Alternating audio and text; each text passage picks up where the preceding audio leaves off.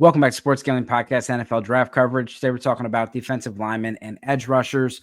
Right now, they're saying 8.5 is the line for defensive linemen and edge rushers going the first round. Right now, we have Abdul Carter as the top edge rusher.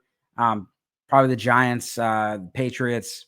Wouldn't see him going any further than that. Then you have Jalen Walker and Michael Williams. They're very interesting. Michael Williams looks the part. Jalen Walker has the production. Williams missed most of last year with an injury. And then the year before, he got injured in the first game, and that lingered on throughout the season. Walker ended up taking Williams' spot last year when he was out with the injury and had a lot of production. But Walker is built like a middle linebacker, 6 foot, 260 pounds, doesn't have the arm length or just the overall length that you typically would see. And Michael Williams looks the part. Jalen Walker, of course, when he's doing his combine with all the edge guys, he looks really, really good.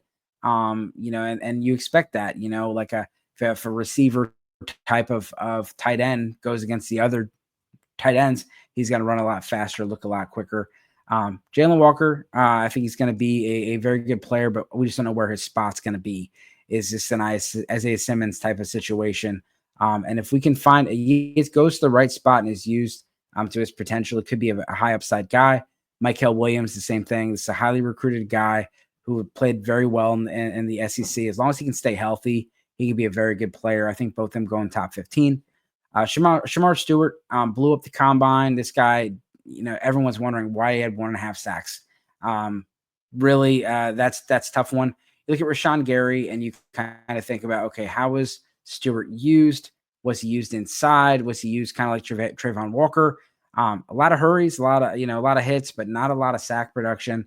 That's the concern with him. But overall, look at the measurements, the combine, the size, you just look at the overall body of work and say, this guy, coaches are going to want to see what they can get out of him because he's a very high upside type of player. Mike Green out of Marshall was Virginia transfer. You wonder, the production really had an uptick when he went to Marshall over Virginia. Was it a competition thing or did he just get better? That's a question. At the Senior Bowl, he dominated. He was the best defensive player at the Senior Bowl, and then he dominated at the Combine. There are some, character concerns, just more like immaturity, whether he's, going to be a stat guy or is he someone that's going to play with a nonstop motor. But he's not James Pierce. And James Pierce Jr. is one of those guys that, we could be sitting there at the end of day 2 going, why is this guy slipping? And then there's more reports come out about how teams just say he calls his own plays. He's worried about stats. He's just all over the place. I mean, at the Combine, he forgot to bring his shirt. So he had to wear his hoodie to run his 40. And he still dominated. But I mean, this is the kind of guy that how professional is he going to be? Is he going to take the game seriously? And does he go to the Eagles and turn into a 10-time Pro Bowler? Because that looks like the route he's going on. But they got him going to the Lions. They got him firmly inside the top 32 as well. And he's an electric player. I mean, this guy has Robert Mathis, kind of a speed fastball guy off the edge. And he played in the SEC and dominated. So we hope that he can, get things right and have a good, successful career. But he is someone that teams maybe a little worried about.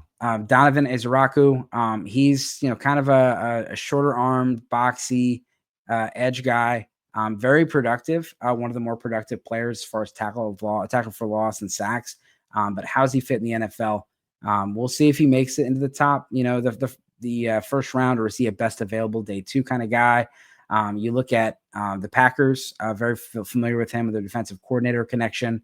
And then Nick Scorton, he's a guy that's very interesting because he played inside last year. And so you look at his tape from 2024, he was a D lineman. 2023, he was an edge. And as an edge, he played a lot lighter, moved a lot different, and played a lot different. He was a lot heavier, played a different position, and you can see the production was down. And you say, well, what is this guy going to be in the NFL? Well, he's already slimmed down. He's lost about 25 pounds, added some muscle, and he looks really, really good. And a lot of draft circles, you can see, he he's screaming up the boards, and a lot of people have him in the first round of the NFL draft with some of those playoff teams. And then the last guy would be Landon Jackson out of Arkansas, another big, tall athlete that he's people are having a lot of high praise for. Let's talk about the defensive lineman. It's a very, very good defensive lineman class, almost to a fault, because the class is so deep. Some teams may say, "Well, I'll take one in the second round, or I'll take one in the third round because it's such a deep class." But we'll look at it. The number one guy is Mason Graham. A lot of people have him projected to go as that final piece in that Jacksonville defensive line. And then you look at the rest of the group. I mean, it really is a very good defensive lineman class. You have Mason Graham, Kenneth Grant, Walter Nolan, Derek Harmon. Derek Harmon, I wouldn't be surprised if he was the second guy off the board. Kenneth Grant, I feel like is more of a run stuffer. For him, you would hope that he can turn into a Dexter Lawrence type of player. But if he's more of a Dalvin Tomlinson, where he's going to stuff the run but not offer as much pass rush, people are going to go with the Walter Nolan or Derek Harmon, in my opinion. Tyleik Williams is a very good player. Darius Alexander, but when I look at the guys that are going to go first round, it's Derek Harmon, Walter Nolan, Kenneth Grant, and Mason Graham. Then you have, like I said, Tyleik Williams, Darius Alexander, TJ Sanders, Alfred Collins, Shamar Turner, Joshua Farmer, Omar Norman Lott. I mean, it is a absolutely stacked class. So I'm going to say higher than 8.5.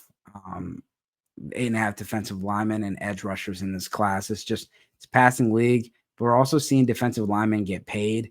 When you see guys like Milton Williams getting these monster contracts, there's a reaction to that. And part of that reaction is like, okay, well, let's get some cheaper guys in the NFL.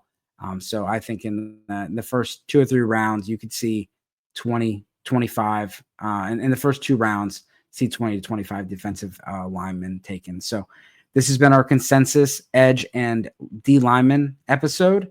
Let us know what you think about this episode, and check out Sports Gambling Podcast latest episode talking about our favorite NBA playoff bets as well as our NFL